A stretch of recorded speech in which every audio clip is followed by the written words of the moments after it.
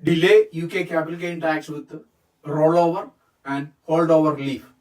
Understand the difference between rollover relief and holdover relief. Two forms of capital gain tax relief available under the UK taxation. Both relief serve to defer the capital gain tax. Mechanism and condition is differ. Difference between rollover relief and holdover relief. Number 1. Rollover relief. Rollover relief allows a taxpayer to defer capital gain tax liability arising from the disposal of certain qualifying assets by reinvesting the proceeds into new qualifying assets. The gain is rollover into the base cost of the replacement assets. Number 2. Holdover relief. Holdover relief, on other hand, allows capital gain tax liability to be deferred when an asset is gifted or transferred at less than market value. The gain is held over and deducted from the ultimate sales. Practical example, rollover relief. Example, Mr. A sold a factory for 425,000, incurring gain of 200,000. He reinvested all the proceeds in a new office building costing $500,000. Full rollover relief was granted, reducing the qualifying expenditure on the new building to 300,000. Practical example of holdover relief. For example, Mr. A gifted shares in her personal company to her daughter. The gain realized on the shares was 215,000, but only 34,865 was chargeable to capital gain due to holdover relief being applied.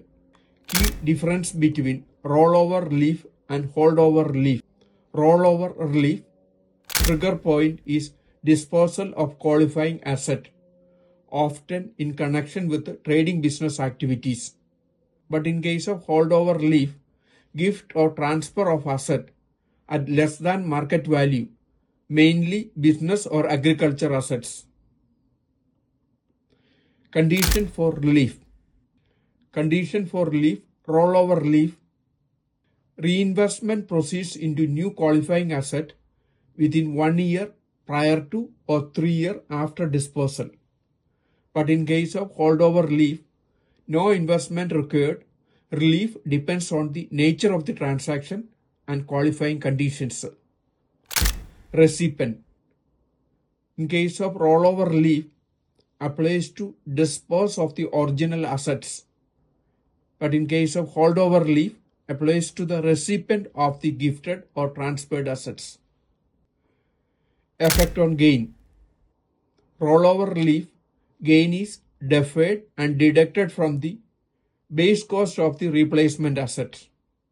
But in case of holdover relief, gain is deferred and deducted from the deemed acquisition cost of the asset in the hands of the recipient. Relevant asset. In case of rollover relief, qualifying business, trading assets, land and intangible assets. In other hand, holdover relief applicable to business assets, agriculture property and other specified assets. Clawback provisions. In case of rollover relief, gain become chargeable if reinvestment conditions are not met or if the replacement asset is depreciating assets. However, in the case of holdover relief, gain may become chargeable if conditions such as non-business use of or disposal by recipient arise. However, holdover relief, the gain may become chargeable if conditions such as non-business use or disposal by recipient arise. In summary, rollover relief mainly focuses the reinvestment of gains from the disposal of qualifying asset into new assets, while holdover relief is designed to defer capital gain tax liability in situations involving gift or transfer of certain assets.